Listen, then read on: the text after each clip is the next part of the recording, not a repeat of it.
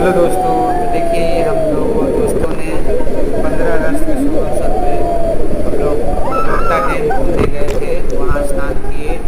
स्नान करने में बहुत मज़ा आया। बहुत अच्छा दृश्य था। हम लोग सभी फ्रेंड लोग ने एक छुट्टी था तो घूमने का प्लानिंग किए और उसी दिन राजस्थान के 3-4 तीर्थ स्थलों पे घूमा हमने। जैसे मैं सुकन्या माता और ये गुप्ता डैम, मेनाल और एक जगह और घूमा था, उसको याद नहीं आ रहा है। ये हम लोग 4 जगह पे घूमे। बहुत इंजॉय की, बहुत मज़ा आया।